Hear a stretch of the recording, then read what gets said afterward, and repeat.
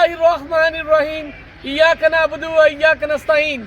आज हम खड़े हैं डक फार्मिंग के ऊपर, ये ऐसे फार्म के ऊपर जहां आपको बहुत ज़्यादा इंफॉर्मेशन आपको प्रोवाइड करेंगे आज की वीडियो में डक फार्मिंग के हवाले से। आप ज़रूर हमारी वीडियो को लाजमी देखिएगा। आइए आपको दिखाते हैं।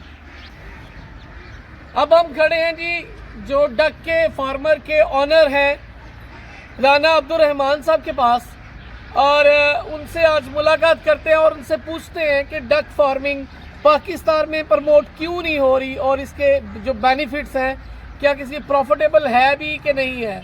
आए आपकी मुलाकात अब्दुल रहमान साहब से करवाते हैं। सर क्या हाल है आपका? ठीक ठाक है? तबीयत ठीक है आपकी? ये डक फार्मिंग से आप कब से मुंसलिक हैं? 5 साल से। और ये आपके पास कितने किस्म की जो है डक्स अभी आपके पास हैं? 3 किस्म की है। 3 किस्म की है। एक जड़ी देसी है, आम नॉर्मल देसी एक मग दे वाले है, मग दे वाले एक खाकी कैमल। खाकी कैमल ਇਹਦਾ ਅੰਡਾ ਜਿਹੜਾ ਜ਼ਿਆਦਾ ਜਿਹੜਾ ਨਾ ਜਿਹੜੇ ਸ਼ੂਗਰ ਵਾਲੇ ਮਰੀਜ਼ ਉਹਨਾਂ ਵਾਸਤੇ ਬਹੁਤ ਅੱਛਾ ਸਹੀ ਹੈ। ਜਿਹੜੀ ਖਾਕੀ ਕੈਮਲ ਇਹਦਾ ਅੰਡਾ ਕੀ ਵਜ਼ਨ ਤੇ ਇਤਬਾਰ ਨਾਲ ਥੋੜਾ ਭਾਰਾ ਹੁੰਦਾ ਹੈ? ਨਹੀਂ, ਇਹਦਾ ਰੰਗ ਹੀ ਹੋ ਹੁੰਦਾ। ਸਹੀ ਹੋ ਗਿਆ। ਤੇ ਇਹ ਕੰਮ ਅੱਜ ਕੱਲ ਪਾਕਿਸਤਾਨ ਦੇ ਵਿੱਚ ਕਿਸ ਲੈਵਲ ਤੇ ਚੱਲਦਾ ਪਿਆ? ਕਿੰਨਾ ਕੁ ਇਸ ਟਾਈਮ ਪ੍ਰੋਫਿਟੇਬਲ ਹੈ ਕਿ ਨਹੀਂ? प्रॉफिट तो ਇਹਦੇ 'ਚ ਬਹੁਤ ਜ਼ਿਆਦਾ ਹੈ ਅਗਰ ਕੋਈ ਮਿਹਨਤ ਕਰ ਸਕੇ। ਇਹ ਬੇਸਿਕ ਚੀਜ਼ ਹੈ ਮਿਹਨਤ। ਜੀ ਮਿਹਨਤ। ਕਿੰਨੀ ਕੁ ਇਨਵੈਸਟਮੈਂਟ ਦੇ ਨਾਲ ਇਹ ਕਾਰੋਬਾਰ ਸਟਾਰਟ ਕੀਤਾ ਜਾ ਸਕਦਾ ਹੈ? ਇਹ ਤਕਰੀਬਨ ਜੇ ਕੋਈ ਬੱਚਾ ਲੈ ਕੇ ਪਾਲੇ ਉਹਦੇ 3000 ਬੱਚਾ ਪਾਲਣਾ ਹੋਵੇ ਨਾ ਤੇ 10 ਲੱਖ ਰੁਪਇਆ ਇਹਦੇ ਵਾਸਤੇ ਚਾਹੀਦਾ। ਤੇ ਛੋਟੇ ਲੈਵਲ 'ਚ ਅਗਰ ਕਰਨਾ ਚਾਹੇ ਕੋਈ 4 ਤੋਂ 5 ਲੱਖ ਦੇ ਵਿੱਚ ਕਰਨਾ ਚਾਹੇ 4-5 ਲੱਖ ਤੇ ਉਹਦੇ 1000 ਵੀ ਜਿਹੜਾ ਨਾਲ ਚੱਲ ਜਾਏਗਾ। 1000 ਬੱਚਾ 1000 ਬੱਚਾ 15 ਤੇ ਉਹ ਵੀ ਪ੍ਰੋਫਿਟੇਬਲ ਬਣੇਗਾ? ਜੀ। ਕਿੰਨਾ ਕੁ ਪ੍ਰੋਫਿਟ ਕਮਾ ਲੇਗਾ ਬੰਦਾ? ਇਹਦੇ ਵਿੱਚ ਇਹ ਜਿੰਨਾ ਚਿਰ ਜਵਾਨ ਨਹੀਂ ਹੁੰਦਾ ਆਂਡੇ ਨੂੰ ਦੇਣ ਲੱਗਦਾ ਉਹਨਾਂ ਚਿਰ ਤੁਸੀਂ ਇਹਨੂੰ ਖਾਣਾ ਹੈ। ਜਿਹੜੇ ਵੀ ਤੁਹਾਨੂੰ ਇਹ ਦੱਸੀਏ ਕਿ ਭਾਈ ਇੰਨੇ ਕੁ ਰੁਪਏ ਹੋਣੇ ਚਾਹੀਦੇ ਨੇ ਵਾਸਤੇ। ਠੀਕ ਹੈ। ਉਸ ਤੋਂ ਬਾਅਦ ਜਿਹੜਾ ਅਸੀਂ ਇਹਦਾ ਆਂਡਾ ਜਿਹੜਾ ਸਰਦੀਆਂ ਦੇ ਵਿੱਚ 37 ਰੁਪਏ ਦਾ ਸੇਲ ਕਰਦੇ ਰਹੇ ਹਾਂ। ਇਹਦਾ ਅੰਡਾ 37 ਰੁਪਏ ਦਾ ਸਰਦੀਆਂ 'ਚ ਸੇਲ ਹੁੰਦਾ।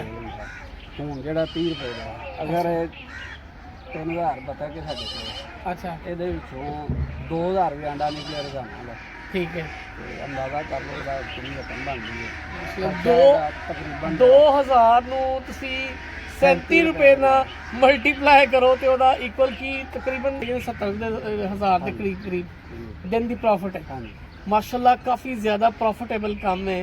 और मैं तो कहूँगा अगर हर बंदा घट तो घट हल्के फुल्के लैवल ते कुछ 10 15 20 30 कुछ स्मॉल लैवल ते भी अगर करे ना एक घर नूं माड़ा मोटा चला सकदा अगर समझ बूझ दे नाल चला ले। बोलना है कि बीबी इत्थे ओने 30 बतकां रखीआं ने। अच्छा। ते बड़ा अच्छा सिस्टम है ਉਹਦਾ। ਉਹ ਜਿਹੜੀਆਂ ਥੋੜੀਆਂ ਨੇ ਨਾ ਉਹ ਇੱਕ ਤੇ ਉਹਨਾਂ ਦਾ ਖਰਚਾ ਕੋਈ ਨਹੀਂ ਹੈ। ਸ਼ੁਰੂ ਤੋਂ ਹੀ ਉਹਨਾਂ ਬੱਚੇ ਲੈ ਕੇ ਛੱਡ ਦਿੱਤੇ ਨੇ ਇੱਥੇ ਪਾਣੀ ਪੂਣੀ ਪਾ ਗਏ ਨੇ ਤੇ ਉਹ ਹਿਸਾਬ ਨਾਲ 25 ਕੁ ਆਂਡੇ ਰੋਜ਼ਾਨਾ ਦੇ ਜਿਹੜੇ ਨੇ ਉਹਨਾਂ ਦੇ ਨਿਕਲਦੇ ਨੇ। ਜ਼ਬਰਦਸਤ ਉਹਨਾਂ ਦਾ ਘਰ ਬਿਹਤਰੀਨ ਚੱਲਦਾ ਪਿਆ। ਘਰ ਬਿਹਤਰੀਨ ਚੱਲਦਾ ਪਿਆ। ਫਿਰ ਇਹਦਾ ਮਤਲਬ ਹੈ ਕਿ ਬੱਚਿਆਂ ਦੀ ਜਿਹੜੀ ਕਿੰਨੀ ਕੁ ਦੇਰ ਤੱਕ ਜਵਾਨੀ ਵਾਲੀ ਉਮਰ ਤੱਕ ਆਉਂਦੇ ਨੇ ਬੱਚੇ ਤੋਂ ਲੱਗ ਕੇ ਵੱਡੇ 6 ਮਾਹ ਤੱਕ? 6 ਮਾਹ ਤੱਕ ਆ ਜਾਂਦੇ ਨੇ। 6 ਮਾਹ ਤੱਕ ਕਰਨ ਲੱਗ ਜਾਂਦਾ। ਔਰ ਇਹਦਾ ਅੰਡਾ ਵੀ ਮੁਰਗੀ ਦੀ ਨਿਸਬਤ ਥੋੜਾ ਜਿਹਾ ਵੱਡਾ ਹੁੰਦਾ। ਚਲੋ ਆਹ ਜ਼ਰਾ ਸਾਨੂੰ ਚੈੱਕ ਕਰਾਓ ਕਿਹੜੀ ਨਸਲ ਦੀ ਹੈ ਤੇ ਕਿਹੜੀ ਨਸਲ ਦੀ ਜੇ ਬਤਖ? ਇਹ ਜੀ ਖਾਕੀ ਕੈਮਲ ਹੈ। ਖਾਕੀ ਕੈਮਲ ਨਸਲ ਦੀ ਇਹ ਬਤਖ ਹੈ। ਔਰ ਇਹਨਾਂ ਨੇ ਕਿਸੇ ਕਿਹਾ ਸੀ ਅੰਡਾ ਸ਼ੂਗਰ ਦੇ ਮਰੀਜ਼ਾਂ ਵਾਸਤੇ ਬਹੁਤ ਫਾਇਦੇਮੰਦ ਹੈ। ਸਹੀ ਹੋ ਗਿਆ। ਔਰ ਵਜਨ ਦੇ ਇਤਬਾਰ ਨਾਲ ਕਿੰਨੀ ਕੁ ਹੈ? ਕਿੰਨੀ ਦੇਰ ਤੱਕ ਇਹ ਬਤਖ ਆਂਡੇ ਦਿੰਦੀ ਹੈ? ਆਂਡੇ ਇਹਨੂੰ ਜਿੰਨਾ ਚਿਰ ਸਾਂਝੀ ਰੱਖਣੀ ਨਾ 2 ਸਾਲ ਦਿੰਦੀ ਹੈ, 2.5 ਸਾਲ 5 ਸਾਲ ਦੇ 4 ਮੁਰਗੀ ਦਾ ਵਿਆਹ ਨੇ ਤੱਕ ਆਂਡੇ ਇਹ ਡੇਲੀ ਦਿੰਦੀ ਹੈ।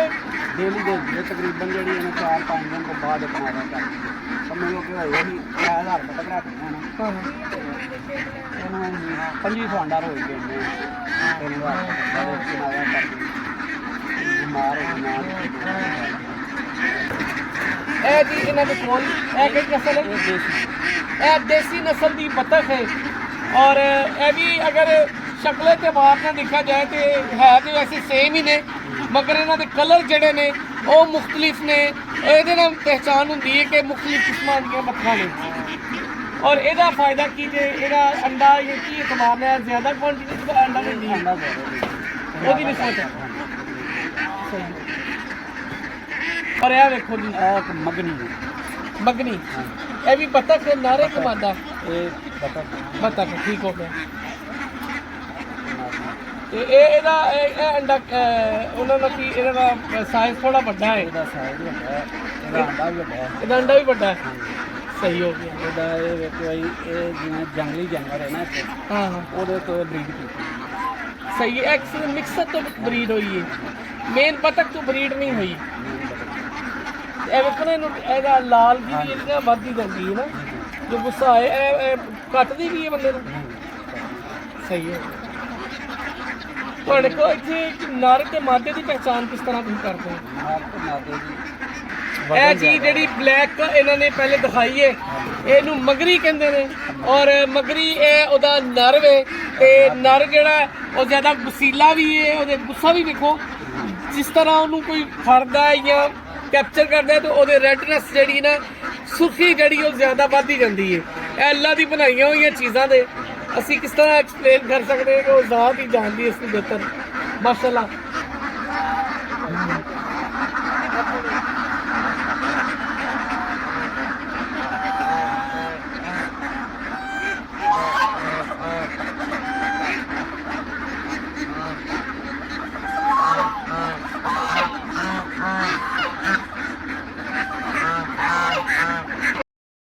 अभी आपको एक बतख दिखाते हैं जो इनके पास सबसे बड़ी है और उसकी नस्ल पूछते हैं वो इंतहाई खूबसूरत लग रही है आइए भाई अब्दुर्रहमान राना अब्दुर्रहमान साहब से इसके बारे में इंफॉर्मेशन लेते हैं भाईजान ये कौन सी बतख है ये नाम वड्डियां बतखां ने उनका अस्पताल में नस्ल के अतबार से तो नहीं पता वैसे इसको बड़ी बतखों के नाम से और इनका जो अंडा है वो इंतहाई हैरत अंगेज है मैंने अपनी लाइफ में इससे बड़ा अंडा नहीं देखा माशाल्लाह इतना ज़बरदस्त और इतना बड़ा अंडा है और हैवी वेट है तकरीबन इसको अगर खाना चाहे तो 2 बंदे इजीली खा सकते हैं अपनी लोकेशन बताइए कि आपकी ये लोकेशन किधर है अगर कोई आपसे इसके बारे में इस कारोबार को शुरू करने के लिए आपसे मदद चाहे तो क्या आप उसकी हेल्प करेंगे क्या उसको बेसिक इंफॉर्मेशन प्रोवाइड करेंगे तो वो जो अगर अंडा खरीदना चाहे वो भी आप प्रोवाइड करेंगे हाँ जी, अंडा भी। इसके बारे में अपना एड्रेस बता दें इन सब साथियों को जी जंडियाला बाग वाला टोर रोड बड़ा खूह आपका कोई कांटेक्ट नंबर है फ़ोन नंबर है तो वो बता दें 0374 534 0374 ये नंबर आप डायल करें और इनसे रब्ता करें इंतहाई ज़बरदस्त किस्म का कारोबार है आप फर्दर चाहते हैं आपको इंतहाई दिलचस्प और मज़ेदार किस्म की इंफॉर्मेशन मिलती रहे आपके कारोबार स्टार्ट करने के हवाले से या मुख्तलिफ फूड के हवाले से तो आप हमारे चैनल को देखते रहें लाइक करें सब्सक्राइब करें और बेल आइकन को दबा दें जज़ाकल्लाह।